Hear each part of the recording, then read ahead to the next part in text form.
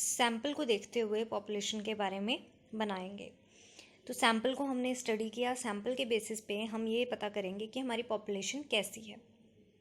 ठीक है, तो सैम्पल के बेसिस पे जो भी हमारा आउटपुट निकलेगा कि हमारा सैम्पल ऐसा रहा, तो हम उसके बेसिस पे कुछ अजम्पशन बनाएंगे, कुछ स्टेटमेंट्स बनाएंगे कि हाँ अगर सैम्पल ऐसा है तो पॉपुलेशन ऐसी रही होगी। तो उसको हम बोलते हैं स्टैटिस्टिकल हाइपोथेसिस। ठीक है, तो स्टैटिस्टिकल हाइपोथेसिस क्या है कि एक ऐसी अजम्पशन जो हम सैम्पल को देखते हुए पॉपुलेशन के लिए बनाते हैं। अब आता है कि एक हाइपोथेसिस को हमने एक सैम्पल को स्टडी किया। अब एक सैम्पल जो है वो हमें पूरी की पूरी पॉपुलेशन के बारे में जानकारी दे भी सकता है और नहीं भी दे सकता। मतलब अगर वो सैम्पल जो है, अगर सैम्पल के बेसिस पे जो इन्फॉर्मेशन आई है वो हमें पूरी की पूरी पॉपुलेशन के बारे में बता देती है कि अगर हमारा सैम्पल ऐसा है तो पॉपुलेशन एज इट इज़ वैसी रही होगी। ठीक है, तो उसको हम बोलते हैं सिंपल हाइपोथेसिस। ठीक है, सिंपल हाइपोथेसिस जब हमारा सैम्पल जो है पॉपुलेशन को कम्प्लीटली डिफाइन कर देता है तो उसको हम बोलते हैं simple hypothesis, simple statistical hypothesis. और अगर वो ऐसा नहीं कर पाता, अगर कोई ना कोई जानकारी हमें नहीं मिल पाती जिसमें हमें डाउट होता है, कुछ ऐसा जानकारी मिले जिसमें हमें डाउट हो, तो हम उसको बोलते हैं कंपोजिट स्टैटिस्टिकल हाइपोथेसिस। तो हाइपोथेसिस हुआ क्या basically? Hypothesis is some assertion or statement about a population or equivalently about the probability distribution categorizing a population, उस population के बारे में या फिर उस population का जो distribution है उसके बारे में हम कोई भी statement बनाते हैं, तो उसको हम बोलते हैं statistical hypothesis, which we want to verify on the basis of information available from a sample। sample के basis पे जो भी हमें information available होगी उसके बेसिस पे हम पॉपुलेशन के बारे में क्या अजम्पशन बनाएंगे वो हमारा स्टैटिस्टिकल हाइपोथेसिस बताएगा। If the statistical hypothesis specifies the population completely then it is termed as simple statistical hypothesis, otherwise it is called as a composite statistical hypothesis. I hope it's clear to you कि अगर हमारा sample जो है वो पूरा का पूरा population के बारे में बता देता है कि एज इट इज़ पॉपुलेशन है हमारी, तो वो सिंपल हाइपोथेसिस है। अगर वो ऐसा नहीं कर पाता तो वो हम उसको बोलते हैं कि वो कंपोजिट हाइपोथेसिस है। So let's move forward. So example के बेसिस पे देखें तो for example if x1 x2 xn is a random sample of size n।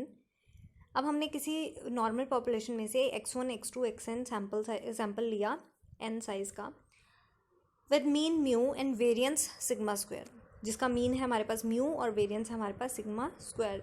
Then the hypothesis H not. So h not क्या होगा हमारे पास?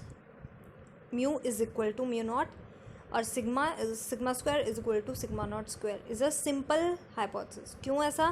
क्योंकि यहाँ पे mu is equal to mu not दिखा रहा है, मतलब पूरी की पूरी स्पेसिफिक सैम्पल को पॉपुलेशन के इक्वल रख रहा है, मतलब sample is equal to population आ रहा है यहाँ पे हमें, तो पूरा पॉपुलेशन के बारे में पूरी की पूरी जानकारी मिल रही है हमें। तो यहाँ पे क्या होगा? ये सिंपल हाइपोथेसिस होगा क्योंकि एज इट इज़ हमें पॉपुलेशन के बारे में पता चल रहा है। और sigma square is equal to sigma not square, तो यहाँ पे हमें पूरी पॉपुलेशन के बारे में पता चल रहा है कि हमारा सैम्पल म्यू था तो पॉपुलेशन क्या होगा? म्यू नॉट होगा। तो इस तरीके से हमें यहाँ पे पता चल रहा है, तो ये क्या हुआ? Simple hypothesis. Whereas each of the following hypothesis is the composite hypothesis। जो यहाँ पे आपको लिस्ट दिख रही है, यहाँ पे आपको क्या मिल रहा है? Mu not equal to mu not. ठीक है, mu not equal to sigma square naught equal to sigma not square. तो यहाँ पे क्या है? नॉट इक्वल टू का मतलब क्या होगा? ग्रेटर भी हो सकता है, लेस भी हो सकता है, मतलब पूरी जानकारी नहीं मिल रही। कि नॉट इक्वल टू का मतलब है कि इक्वल नहीं है, बस हमें ये पता चल रहा है कि इक्वल नहीं है। अब वो ग्रेटर है, लेस है, कैसा है, ये हमें नहीं पता, तो हमें एज इट इज़ जानकारी नहीं मिल पा रही है, बिल्कुल श्योरिटी हमें नहीं मिल पा रही है, तो वहाँ पे ये क्या हो जाएगा? Composite hypothesis. ठीक है, ऐसे ही लेस देन और इक्वल टू है, ये सारे केसेस जो हैं यहाँ पे क्या बताएगा हमें? अब लेस देन भी है, mu less than mu not, अब कितना लेस है ये भी हमें नहीं पता चल रहा। ठीक है, तो इस टाइप के केसेस में क्या हो जाता है हमारे पास? Composite hypothesis. तो ये सारे केसेस जो भी दिए हुए हैं आपको, ये सारे क्या होंगे? कंपोजिट हाइपोथेसिस के। नेक्स्ट चलते हैं, टेस्ट ऑफ स्टैटिस्टिकल हाइपोथेसिस। अब टेस्टिंग कैसे की जाए? कि कोई भी हम स्टेटमेंट बनाते हैं तो सबसे पहले उसकी टेस्टिंग करनी ज़रूरी है कि हम जो स्टेटमेंट अजम्पशन बना रहे हैं वो ट्रू भी है कि फॉल्स है है ना। तो जो भी हम स्टेटमेंट बना रहे हैं, हम अजम्पशन करें, क्योंकि ये क्या है, हाइपोथेसिस क्या है, एक अजम्पशन है, अज्यूम कर रहे हैं हम किसी भी सैम्पल के बेसिस पे हम पॉपुलेशन को अज्यूम करके चलते हैं, ठीक है। अब वो जो भी चीज़ हम अज्यूम कर रहे हैं वो हमारी गलत भी हो सकती है, सही भी हो सकती है, ठीक है। तो टेस्टिंग जो है, testing is must for a statistical hypothesis. कोई भी हाइपोथेसिस को कोई भी स्टेटमेंट को चेक करने के लिए उसकी टेस्टिंग की जाती है। अब ये जो टेस्ट है ये 2 एक्शन डिसीजन होता है। 2 एक्शन मतलब या तो उस हाइपोथेसिस का ट्रू होना या फिर उसका फॉल्स होना, या फिर आप कह सकते हो उसको एक्सेप्ट करना या फिर उसको रिजेक्ट करना। जिस भी हाइपोथेसिस को हमें टेस्ट करना है उसका या तो एक्सेप्टेंस होगी या फिर रिजेक्शन होगी, ठीक है। तो 2 एक्शन डिसीजन प्रॉब्लम होगी, मतलब या तो आप उसको एक्सेप्ट करोगे या फिर आप उसको रिजेक्ट करोगे, ठीक है। तो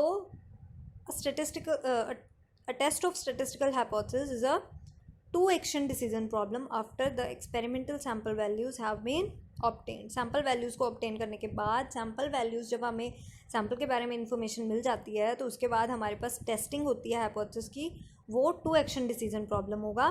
the 2 action being the acceptance और rejection of the hypothesis under consideration. जो भी हम हाइपोथेसिस को चेक करना चाह रहे हैं उसकी एक्सेप्टेंस और रिजेक्शन, ये 2 एक्शंस होंगे हमारे लिए। So the first one is null hypothesis. Null hypothesis क्या होगा, इन कोई भी ऐसी अजम्पशन जो हमें इक्वालिटी के बारे में बताए, किसी चीज़ की सैम्पल और पॉपुलेशन की इक्वालिटी के बारे में बताए, वो क्या होगा हमारे पास, नल हाइपोथेसिस। नल हाइपोथेसिस क्या होगा, एक ऐसा हाइपोथेसिस जो हमें 2 चीज़ों के बीच में नो डिफरेंस दिखाए, कि जो भी हम जिसके भी हम टेस्टिंग कर रहे हैं उसके बीच में नो डिफरेंस हो, ठीक है। Hypothesis of no difference is called the null hypothesis, ठीक है। और स्टैटिस्टिशियन को जब भी कोई हम डिसीजन बना रहे हैं, जब भी हम कोई डिसीजन ले रहे हैं, तो उस डिसीजन को लेते समय एक स्टैटिस्टिशियन को अपने प्रॉफिट और लॉस को साइड में रख के उस नल हाइपोथेसिस को चेक करना होता है, ठीक है। सो अब ऐसा नहीं होगा कि अगर जैसे हम एक नल हाइपोथेसिस हमने बनाया, सेटअप किया और हमें उसको एक्सेप्ट करके फ़ायदा हो रहा है तो हम उसको एक्सेप्ट कर लेंगे, ऐसा नहीं करना। मतलब हमें बिल्कुल इम्पार्शियल होके हमें उस हाइपोथेसिस को चेक करना होता है, ठीक है। अपने प्रॉफिट और लॉस को साइड पे रख के, अपने पर्सनल व्यूज़ को, अपने इन्फ्लुएंस को, अपने पर्सनल व्यूज़ को साइड पे रख के हमें उसको हाइपोथेसिस को चेक करना होता है, ठीक है। तो नल हाइपोथेसिस क्या होगा, इन हाइपोथेसिस टेस्टिंग अ स्टैटिस्टिशियन और decision maker should not be motivated by prospects of profit or loss resulting from the acceptance or rejection of hypothesis। मतलब किसी भी hypothesis को चेक करने के लिए हमें अपना प्रॉफिट लॉस को ध्यान में नहीं रखना, ठीक है। हमें प्रॉफिट और लॉस से को साइड में रख के हमें उसकी एक्सेप्टेंस और रिजेक्शन की बात करनी है, कि हम उसको एक्सेप्ट कर सकें। अगर हमें लगता है कि ये बिल्कुल करेक्ट है तो हम उसको एक्सेप्ट करेंगे, अदरवाइज़ हम उसको रिजेक्ट कर देंगे। ये नहीं देखना कि अगर हमें इसको एक्सेप्ट करने से प्रॉफिट हो रहा है तो हम एक्सेप्ट करेंगे, रिजेक्ट करने से लॉस हो रहा है तो हम उसको रिजेक्ट नहीं करेंगे, ठीक है। इस तरीके से नहीं करना। तो हमें उसकी एक्सेप्टेंस और रिजेक्शन अपने प्रॉफिट और लॉस को साइड में रख के करनी है। सो स्टैटिस्टिशियन का यही काम होता है कि वो इम्पार्शियल रहे। So he should be completely impartial and should have no brief for any party or company. किसी कंपनी और या किसी भी चीज़ के बारे में उसको इम्पार्शियल रहना। Nor he should allow his personal views to influence the decision. उसके डिसीजन में पर्सनल व्यूज़ सामने नहीं आने चाहिए, ठीक है। Much therefore depends upon how the hypothesis is framed. ये किस पे डिपेंड करेगा, इम्पार्शियल बिहेवियर किस पे डिपेंड करेगा, जिस टाइप का हम हाइपोथेसिस फ्रेम करेंगे, ठीक है। अब हाइपोथेसिस को फ्रेम कैसे करते हैं देखते हैं हम। For example let us consider the light bulb problem. हमने एक लाइट बल्ब की प्रॉब्लम लेकर चलते हैं और उसके हिसाब से हम देखते हैं कि हमारे हाइपोथेसिस क्या क्या बन सकते हैं। So let us suppose that a bulb manufactured under some standard manufacturing process. कुछ ऐसे बल्ब हैं जिसको हमने स्टैंडर्ड मैन्युफैक्चरिंग प्रोसेस के अंडर मैन्युफैक्चर किया है और उनकी एवरेज लाइफ क्या है, have an average life of mu hours, and it is proposed to test a new procedure for manufacturing light bulbs। एक हमने न्यू प्रोसीजर लिया जिसमें हमें लाइट बल्ब्स को मैन्युफैक्चर किया, ठीक है। Thus we have 2 population of bulbs. अब हमारे पास 2 पॉपुलेशन हो गई, कौन कौन सी, those manufactured by standard process and those manufactured by the new process. कौन कौन से प्रोसेस हो गए अब हमारे पास?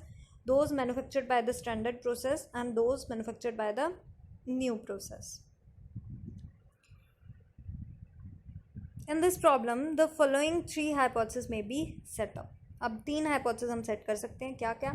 अब हमें क्या पता कौन सा hypothesis मतलब कौन सा बेटर होगा, तो हम क्या कर सकते हैं, 3 hypotheses हमारे पास बने, 3 assumption निकाल सकते हैं हम इसमें से कि न्यू प्रोसेस जो है वो बेटर रहा स्टैंडर्ड से. ठीक है, new process is better than the standard process. Second रहा हमारे पास new process is inferior to the standard process.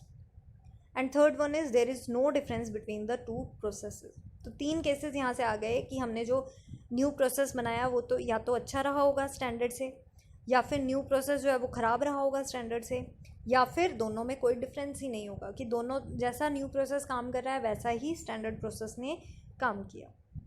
ठीक है, तो ये 3 ये हमने अजम्पशन बनाई इस एग्जाम्पल को देखते हुए, ठीक है, इस प्रॉब्लम को देखते हुए हमने 3 अजम्पशन बनाई हैं. ठीक है, कि न्यू प्रोसेस कैसा रहा. अब देखते हैं कि हमें इन तीनों में से नल हाइपोथेसिस कौन सा लेना चाहिए. ठीक है, अब जब हम फर्स्ट 2 स्टेटमेंट्स देखें यहाँ पे, अब यहाँ पे आपको देखिए फर्स्ट 2 स्टेटमेंट्स अगर हम देखते हैं, new process is better than the standard process and new process is inferior to the standard process. तो यहाँ पे आपको क्या पता चल रहा है कि यहाँ पे हम बायसनेस शो हो रही है एक तरह से कि हम न्यू प्रोसेस को अच्छा कह रहे हैं या फिर स्टैंडर्ड प्रोसेस को अच्छा कह रहे हैं. ठीक है, तो यहाँ पे एक तरह से बायसनेस हो रही है कि हम किसको ज़्यादा प्रेफरेंस दे रहे हैं. लेकिन जब आप थर्ड सेंटेंस पे जाते हो, there is no difference between the process, तो यहाँ पे आपको क्या दिख रहा है, अनबायस्ड बिहेवियर दिख रहा है किसी का भी, कि यहाँ पे दोनों को किसी को अच्छा किसी को बुरा नहीं कहा, दोनों को इक्वल कहा. ठीक है, तो इस टाइप के हाइपोथेसिस को बोलते हैं हम नल हाइपोथेसिस. ठीक है, तो the first 2 statements appear to be biased. अब जब फर्स्ट 2 स्टेटमेंट्स हमने देखी वहाँ पे क्या था कि बायसनेस शो हो रही थी. New process is better, new process is inferior, तो यहाँ पे बायसनेस शो हुई. Since they reflect a preferential attitude to one or the other of the 2 processes, कि एक मतलब न्यू प्रोसेस को हम अच्छा कह रहे हैं, स्टैंडर्ड को हम ख़राब कह रहे हैं, तो यहाँ पे प्रेफरेंशियल एटीट्यूड दे रहे हैं हम कि कौन सा प्रेफर किया जाना चाहिए. ठीक है, so hence the best course is to adopt the hypothesis of no difference as stated in the third part. तो बेस्ट कोर्स क्या होगा हमारे लिए कि हम नो डिफरेंस वाले हाइपोथेसिस को लेकर चलें. नो डिफरेंस मतलब कि दोनों को हमने किसी को प्रेफरेंस नहीं दी, किसी को हमने बायसनेस नहीं किया, हमने अनबायस्ड बिहेवियर लेके हमने दोनों को ही इक्वल रखा, दोनों को ही ठीक कहा कि दोनों के दोनों इक्वल बिहेवियर दे रहे हैं. So this suggests that the statistician should take up the neutral or null attitude. तो यही होना चाहिए हमारे पास. कोई भी हम एक्सपेरिमेंट कर रहे हैं, कोई भी हम एक्सपेरिमेंट कर रहे हैं, तो वहाँ पे हमारा जो एटीट्यूड है वो न्यूट्रल और नल लाइन पे होना चाहिए. 0 लाइन पे हमारा एटीट्यूड होना चाहिए और हमें दोनों को कंप्लीट एक तरह से हमें दोनों को इक्वल प्रेफरेंस देनी चाहिए. ये नहीं है कि हम एक को ज़्यादा प्रेफरेंस दे रहे हैं दूसरे को कम दे रहे हैं, हमें दोनों को इक्वल रखना होता है. ठीक है, तो ये चीज़ हमें ध्यान रखनी है कि नल हाइपोथेसिस सेटअप करते हुए हमारा जो भी हम वो लेकर चल रहे हैं वो हमारा इक्वल होना, जो भी हम पैरामीटर्स लेकर चल रहे हैं वो हमारे इक्वल होने चाहिए. So this suggest that the statistician should take up the neutral or null attitude regarding the outcome of the test. His attitude should be on the null or 0 line in which the experimental data has the due importance and complete say in the matter. ठीक है, तो null और 0 line पे होना चाहिए हमारा attitude. This neutral or non-committal attitude of the statistician or decision maker before the sample observations are taken is the keynote of null hypothesis. Null hypothesis का keynote ही क्या है? This null or 0 attitude. ठीक है, तो neutral attitude मतलब दोनों को hypothesis of no difference, ये हमारा नल हाइपोथेसिस का की नोट बनता है. नल हाइपोथेसिस इसी को देख के हमें फ्रेम करनी होती है कि हमें दोनों को इक्वल शो करना है. ठीक है, तो ये था हमारा नल हाइपोथेसिस क्या होता है. एक और एग्जांपल लेते हैं हम, जैसे यही लाइट बल्ब्स का ही प्रॉब्लम था हमारे पास. दस in the above example of light bulbs, इसमें हमारा नल हाइपोथेसिस क्या बन सकता है, क्योंकि हमारी मीन लाइफ कितनी है, म्यू आवर्स. ठीक है, in the above example of light bulbs, if mu is the mean life, in hours of the bulb manufactured by the new process, then the null hypothesis which is usually denoted by H naught. H naught से हम इसको denote करते हैं. तो H naught कैसे state कर सकते हैं हम यहाँ पे, mu is equal to mu not, क्योंकि हमें H naught में क्या दिखाना है, इक्वालिटी दिखानी है, नो डिफरेंस दिखाना. No difference means equality. तो mu is equal to mu not. ये हमारा नल हाइपोथेसिस सेटअप हो जाएगा. यहाँ पे हम एक और एग्जांपल से स्टडी करते हैं इसी को. एज अनदर एग्जांपल, एक हम ड्रग का एग्जांपल लेके चलते हैं. इस ड्रग के एग्जांपल में हमने एक ऐसा ड्रग उठाया, स्लीपिंग पिल्स उठाई हैं 2 कंपनीज़ की. ठीक है, drug A manufactured by first concern and drug be manufactured by second concern. तो ये हमने 2 ड्रग्स उठाए, ड्रग ए एंड बी, और दोनों ड्रग्स ये कह रहे हैं कि हमारा वाला ड्रग जो है वो सुपीरियर है. ठीक है, और हमें ये चेक करना है कि कौन सा ड्रग जो है वो ज़्यादा. अब हमने जैसे एक ग्रुप को ड्रग ए दिया, एक ग्रुप को ड्रग बी दिया, तो हमें ये नोट करना है कि किसको ज़्यादा, क्योंकि स्लीपिंग पिल्स थी तो हमने ये नोट करना है कि किसको एडिशनल आवर्स की स्लीप मिली है. ठीक है, किसको एडिशनल, कौन से ग्रुप को एडिशनल आवर्स की स्लीप मिली है, ये चीज़ हमें शो करना है. और जो ड्रग वाली कंपनी है वो एक अपने आप को क्लेम कर रहे हैं कि मेरा वाला ड्रग ए बेटर है, ड्रग बी बेटर है, लेकिन एज अ स्टेटिस्टिशियन हमें क्या होना पड़ेगा, न्यूट्रल होना पड़ेगा. हम ये नहीं कह सकते कि ड्रग ए बेटर है, ड्रग बी बेटर है. हमें नल हाइपोथेसिस पे क्या लेना पड़ेगा कि दोनों के दोनों equal hours of sleep they रहे हैं. ठीक है, तो नल हाइपोथेसिस ध्यान रखना, नल हाइपोथेसिस में हमेशा हम इक्वालिटी लेते हैं. ठीक है, so as another example, let us suppose that 2 different concerns manufacture drugs for inducing sleep.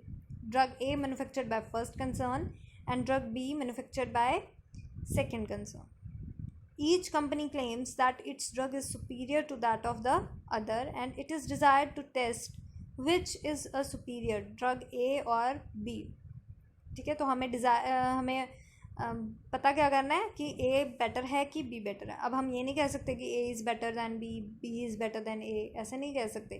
To formulate the statistical hypothesis, let x be the random variable which denotes the additional hours of sleep gain by individual when drug A is given. मतलब हमने 2 variable setup कर लिए. X क्या लिया हमने, additional hours of sleep when drug A is given to an individual. एक individual को drug A दिया गया और उसमें एडिशनल आवर्स ऑफ स्लीप कितने रहे, तो हमने एक्स से उसको डिनोट किया.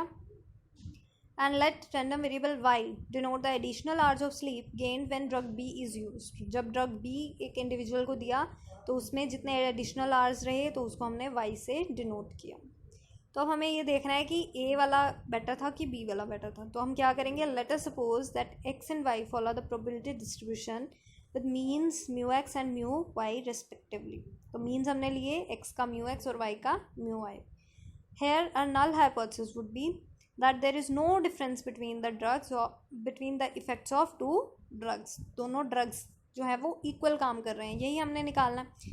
यही हमने नल हाइपोथेसिस को सेटअप करना है कि दोनों ड्रग्स इक्वल हैं, कि दोनों के बीच में कोई डिफरेंस नहीं है.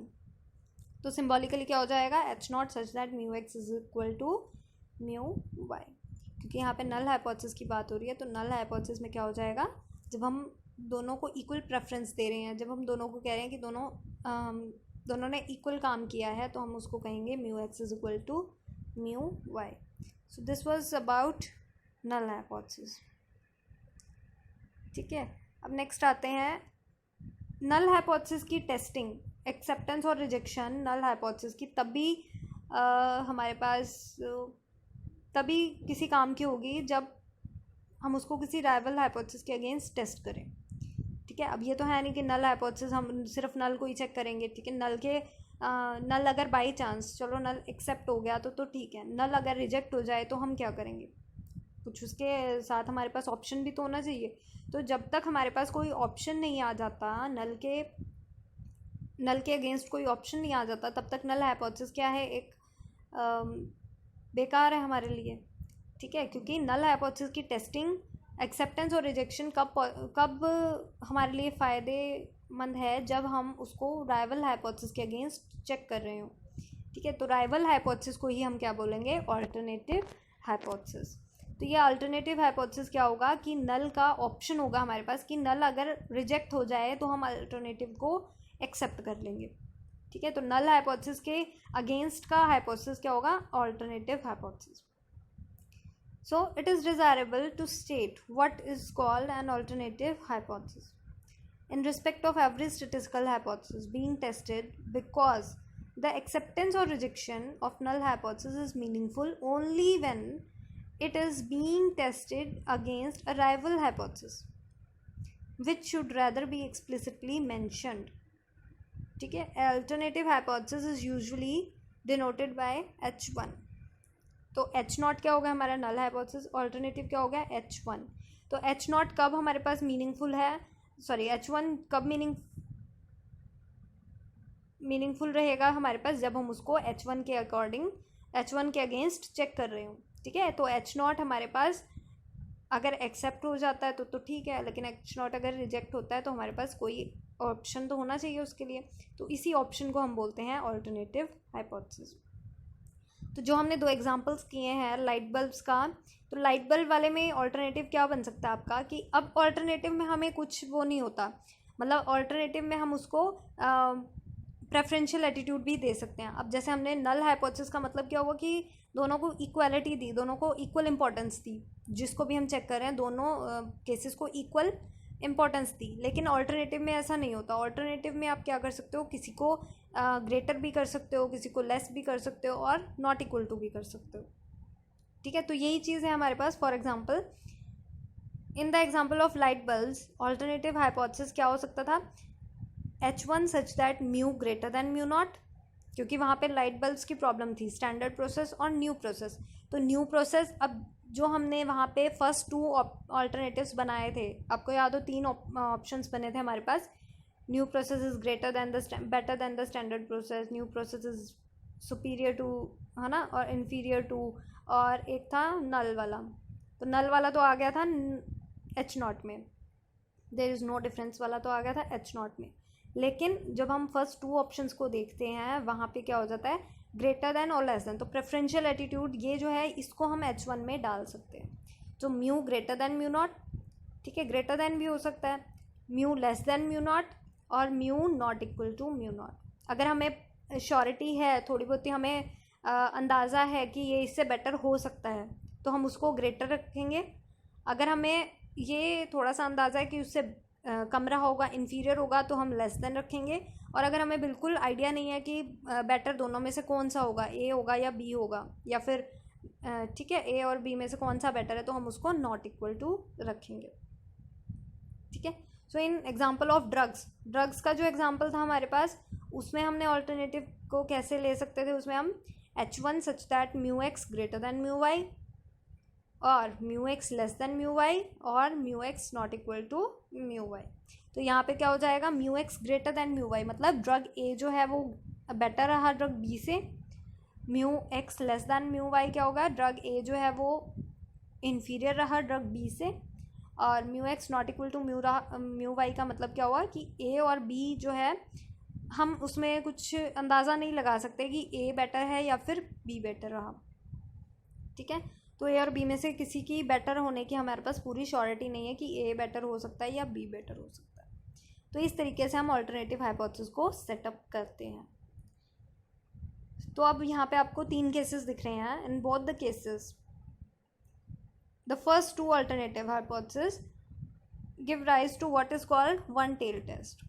जब हम किसी एक को प्रेफरेंस दें, ए ग्रेटर दैन बी या फिर ए लेस दैन बी, इनमें से किसी एक को प्रेफरेंस दे, तो यहाँ पे हम लगाते हैं वन टेल टेस्ट, क्योंकि यहाँ पे आपको क्या दिख रहा है, एक को प्रेफरेंस मिल रही है, या तो ए को या फिर बी को। तो यहाँ पे इसको बोलते हैं वन टेल्ड टेस्ट। लेकिन अगर हम थर्ड ऑल्टरनेटिव देखें तो mu not equal to mu not या फिर mu x not equal to mu Y, तो यहाँ पे क्या हो रहा है आपको कि आप किसी में प्रेफरेंस नहीं दे सकते हो कि ए बेटर रहा होगा या फिर बी बेटर रहा होगा। यहाँ पे आपको पूरी श्योरिटी नहीं है कि ए और बी में से कौन सा ज़्यादा बेटर रहा। तो यहाँ पे इसको बोलते हैं टू टेल्ड ऑल्टरनेटिव या फिर टू टेल्ड टेस्ट लगाते हैं इस केस में, ठीक है। तो टू टेल्ड ऑल्टरनेटिव इसको बोलते हैं, ठीक है। तो वन टेल्ड और टू टेल्ड आई थिंक आपको क्लियर हो गया होगा। नेक्स्ट चलते हैं टू टाइप्स ऑफ एरर्स।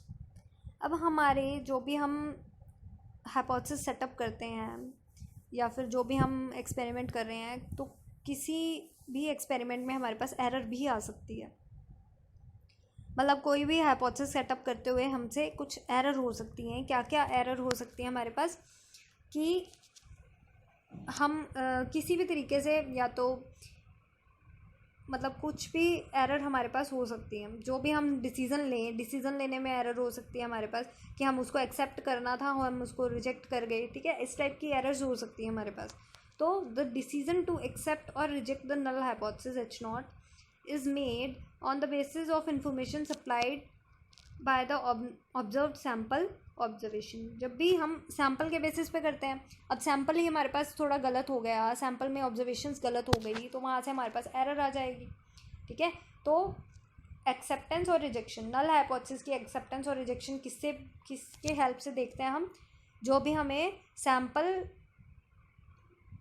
के बेसिस पे सैम्पल के बेसिस पे जो इन्फॉर्मेशन गिवन है, उसके बेसिस पे हम चेक करते हैं हाइपोथेसिस को, नल हाइपोथेसिस को।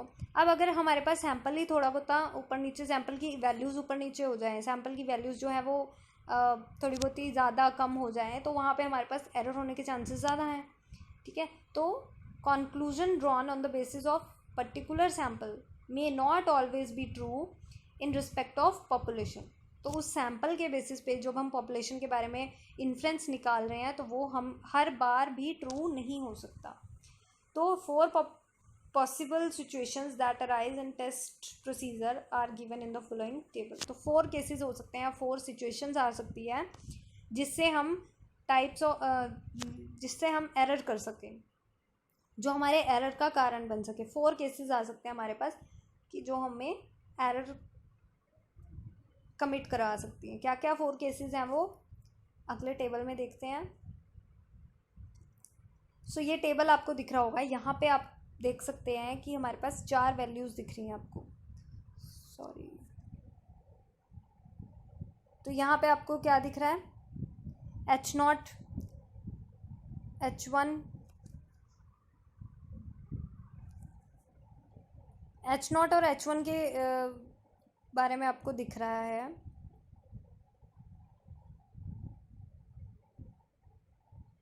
कि हमारा H1 और H नॉट कैसा रहा।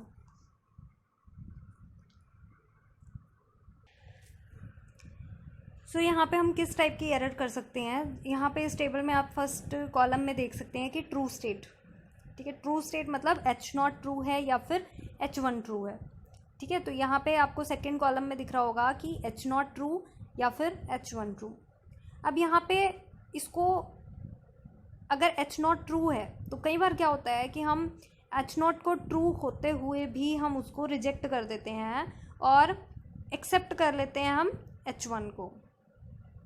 मतलब क्या हुआ कि आपको यहाँ पे रेड कॉलम में दिख रहा होगा कि रिजेक्ट H नॉट, मतलब H1 ट्रू था, हमने फिर भी उसको रिजेक्ट कर दिया, तो यहाँ पे रॉन्ग हो गया केस हमारे पास। तो यहाँ पे हम क्या कर दिया, हमने फर्स्ट एरर, टाइप 1 एरर कर दी कि H नॉट ट्रू था, हमने फिर भी उसको रिजेक्ट कर दिया, ठीक है। और साथ ही साथ यहाँ पे करना क्या चाहिए था, हमको एक्सेप्ट करना चाहिए था H नॉट को, क्योंकि H नॉट ट्रू है, H नॉट ट्रू है मतलब सही केस दे रहा है, तो हमें उसको एक्सेप्ट करना चाहिए था, तब हमारा वो केस जो है वो करेक्ट होता है ना। तो फर्स्ट रो में आपको दिख रहा होगा कि H नॉट ट्रू था, फिर भी हमने उसको रिजेक्ट कर दिया, ठीक है, due to sampling error, due to कुछ भी रीज़न हो सकते हैं उसके पीछे कि सैम्पल हमारा कैसा रहा होगा, तो उसके बेसिस पे हमने क्या कर दिया, उसको रिजेक्ट कर दिया। तो यहाँ पे हम क्या कर सकते हैं, फर्स्ट एरर हम कमिट कर सकते हैं कि अगर हमने H नॉट ट्रू था, फिर भी ट्रू होते हुए भी हम उसको रिजेक्ट कर रहे हैं, तो हम टाइप 1 एरर कर रहे हैं, ठीक है। तो हमारी एरर हो गई, और करना क्या चाहिए था, जबकि हमको एक्सेप्ट करना चाहिए था उसको, ठीक है। ऐसे ही सेकेंड रो में आपको सेकेंड रो में देखिए, सेकेंड रो में आपको क्या दिख रहा है कि H not false. H not false का मतलब क्या हुआ कि H1 ट्रू है, ठीक है ना। H नॉट फॉल्स होने का मतलब क्या हुआ कि H1 ट्रू है। अब H1 ट्रू है तो हमें रिजेक्ट किसको करना चाहिए था, H नॉट को, क्योंकि H नॉट फॉल्स है। H नॉट जब फॉल्स है तो उसको रिजेक्ट करना चाहिए, तो रिजेक्ट करना चाहिए तभी हमारे पास सही रिजल्ट आता, लेकिन हमने क्या कर लिया, एक्सेप्ट कर लिया H नॉट को, फॉल्स होते हुए भी, H नॉट को फॉल्स होते हुए भी हमने एक्सेप्ट किसको किया, H नॉट को, तो वो हमने क्या किया, टाइप 2 एरर।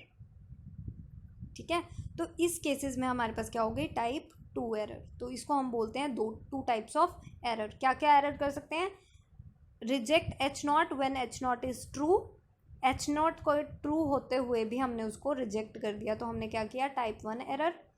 और accept H not when H one is true. ठीक है, एच वन ट्रू था लेकिन फिर भी हमने एक्सेप्ट किसको किया, एच नॉट को, जबकि हमें करना किसको चाहिए था, एच वन को एक्सेप्ट करना चाहिए था, लेकिन हमने करा किसको, एच नॉट को एक्सेप्ट कर लिया एच वन के ट्रू होते हुए। ठीक है, एच वन के ट्रू होते हुए हमने एच नॉट को एक्सेप्ट किया, तो वहाँ पे हमने सेकेंड टाइप ऑफ एरर करी। ठीक है, तो ये टेबल आपको हेल्प करेगा टू टाइप्स ऑफ एरर समझने के लिए कि टू टाइप्स ऑफ एरर है क्या, कि एच नॉट को ट्रू होते हुए हम उसको रिजेक्ट कर रहे हैं और एच वन के ट्रू होते हुए हम एच नॉट को एक्सेप्ट कर रहे हैं। ठीक है, तो ये था हमारा टेबल कि किस टाइप की हम एरर कर सकते हैं। अब इसको थोड़ा थ्योरी में देखते हैं कि क्या हम कहना चाह रहे हैं, errors of type 1 and type 2। ठीक है, so the error of rejecting H not, rejecting H not का मतलब क्या हुआ, हमें एच वन को एक्सेप्ट कर रहे हैं। ठीक है, एच नॉट को रिजेक्शन का मतलब क्या हुआ कि राइवल हाइपोथेसिस एक्सेप्ट हो रहा है। ठीक है, when H not is true is called type 1 error, and error of accepting h naught when h naught is false, that is h1 is true, is called type 2 error। मतलब क्या हो गया, h naught को reject करना when h naught is true, h naught के true होते हुए उसको रिजेक्ट करना, वो क्या होगा हमारा टाइप 1 एरर। और h नॉट फॉल्स है फिर भी हम उसको एक्सेप्ट कर रहे हैं, accepting h not when h not is false is called type 2 error. So probabilities, इनकी प्रोबेबिलिटीज़ क्या क्या, चांसेस, कितने चांसेस, प्रोबेबिलिटीज़ का टॉपिक हमने पढ़ा था। प्रोबेबिलिटीज़ के टॉपिक में हमने क्या किया था कि प्रोबेबिलिटी क्या है, एक चांस है। ठीक है, चांसेस बताएगा हमें एक तरह से उसकी वैल्यू बताएगा कि कितने चांसेस हैं हमें एरर कमिट करने के, है ना। सो प्रोबेबिलिटी क्या बताएगा हमें, तो probability of type 1 and type 2 error कि कितने चांसेस हैं टाइप 1 और टाइप 2 एरर के कमिट करने के, कितने चांसेस होते हैं, उसको हम डिनोट करते हैं अल्फ़ा और बीटा से। टाइप 1 एरर को बोलेंगे हम अल्फ़ा और टाइप 2 एरर को हम बोलेंगे बीटा। सो दस अल्फ़ा क्या होगा, probability of type 1 error. So alpha is equal to probability of rejecting H not when H not is true. ठीक है, सो अल्फ़ा को उससे डिनोट करेंगे, probability of rejecting H not when H not is true. और beta क्या होगा, probability of type 2 error. Type 2 error का मतलब क्या होगा, probability of accepting H not when H not is false. ठीक है, सो ये है हमारे errors of type 1 and type 2। So next आता है critical region, level of significance and power of test. ये सब क्या होता है। ठीक है, क्रिटिकल रीजन क्या होगा, एक ऐसा रीजन जहाँ पे हमें एच नॉट की रिजेक्शन होती दिखाई दे। ठीक है, ग्राफ में एक ऐसा रीजन हम बनाएं जहाँ पे हमें किसी भी हाइपोथेसिस की एच नॉट की रिजेक्शन हमें मिले, जहाँ पे वो हम बोलते हैं, उसको बोलते हैं critical region. So a region corresponding to statistic T in the sample space S which amounts to rejection of H naught is termed as critical region of rejection। so critical region क्या होगा, एक ऐसा reason जहाँ पे हमें H naught की rejection दिखाई देती है, तो उसको बोलते हैं critical region of rejection। एक आता है level of significance. Level of significance क्या होगा, अल्फ़ा जिसको हमने टाइप 1 एरर किया बोला, जिसको हमने टाइप 1 एरर बोला, उसी को हम बोलते हैं alpha, level of significance. So level of significance और type 1 error is the same thing. Okay, so alpha क्या होगा, the probability of type 1 error is known as level of significance of a test. It is also called the size of critical region, कि critical region कितने size का, मतलब critical reason में जाने के कितना उसका साइज़ है, कितनी उसकी वैल्यू है। So the level of significance usually employed in testing of hypothesis are 5% and 1%। यूजुअली हम क्या क्या यूज़ करते हैं, 1% और 5% यूज़ करते हैं, एक 10% भी होता है। ठीक है, तो ये कुछ लेवल्स हैं हमारे पास सिग्निफिकेंस के कि हम इन्हीं को यूज़ कर सकते हैं, 5%, 1%, 10%। ठीक है, तो ये वैल्यूज़ होती हैं लेवल ऑफ सिग्निफिकेंस की। पावर ऑफ टेस्ट क्या होगा हमारे पास, 1 माइनस बीटा। जब हम पावर फंक्शन को, ठीक है, पावर फंक्शन क्या होगा हमारे पास, 1 minus beta is called the power function of test hypothesis H not against the alternative H one. H1 के अगेंस्ट जब हम किसी अल्टरनेटिव को चेक कर रहे हैं, हाइपोथेसिस को, H0 को जब हम H1 के अगेंस्ट चेक करते हैं तो पावर फंक्शन क्या होता है, 1 minus beta.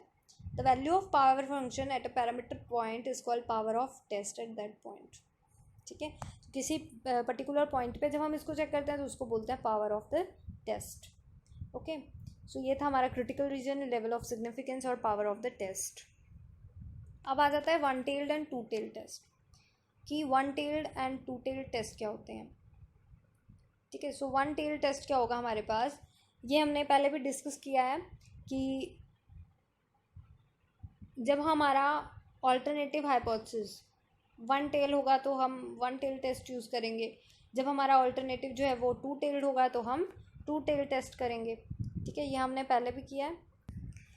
So next topic is one tailed and two tail test. So one tailed और टू टेल टेस्ट में क्या होगा हमारे पास कि हमें ऑल्टरनेटिव हाइपोथेसिस को देख के वन टेल और टू टेल लगाना है।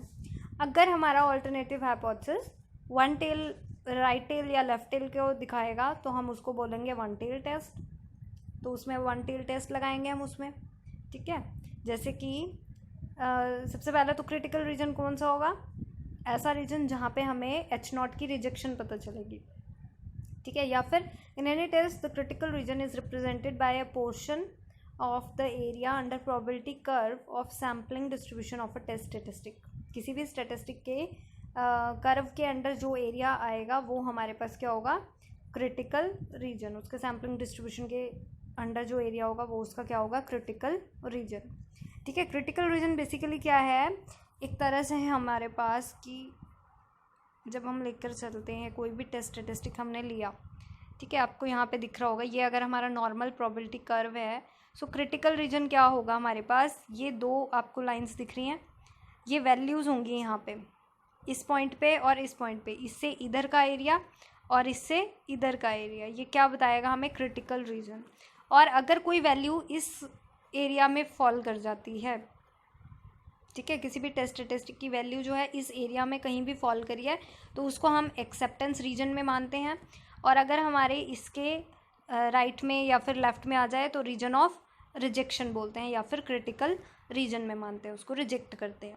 ठीक है, सो ये आपको ध्यान रखना है कि क्रिटिकल रीजन क्या है।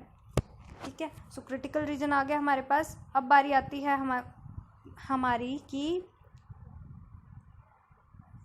a test of any statistical hypothesis where the alternative hypothesis is one tailed, either right tail और left tail। अब आता है right tail और left tail क्या होता है। right tail और left tail क्या होगा हमारे पास कि अगर कोई statistical hypothesis है, उसका normal distribution इस तरीके से bell shaped curve बन रहा है, अब वैल्यू जो है वो राइट टेल में फॉल कर रही है, किसी भी स्टेटिस्टिक की वैल्यू जो है वो राइट टेल में फॉल कर रही है, तो इसको हम बोलते हैं राइट टेल टेस्ट।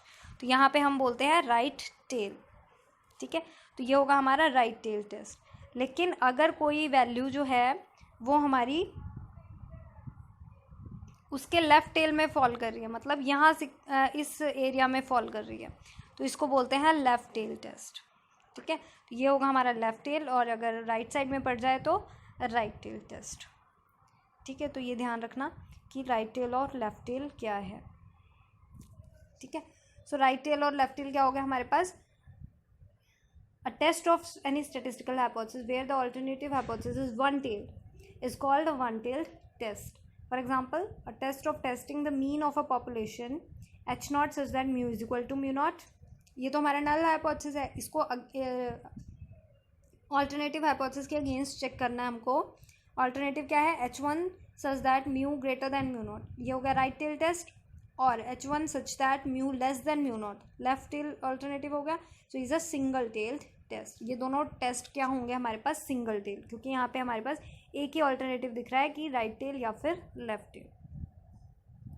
ठीक है, in right tail test H1 such that mu greater than mu not, ये हो गया right tail test. The critical region lies entirely in the right tail of the sampling distribution of X, while for the left tail test H1 such that mu less than mu naught, the critical region is entirely in the left tail of the distribution। वही बात हुई जो हमने अभी किया था कि sorry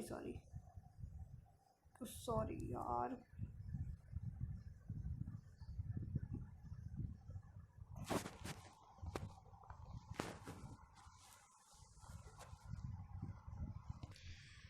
so हम यही कह रहे थे कि अगर हमारा राइट टेल टेस्ट हम यूज़ कर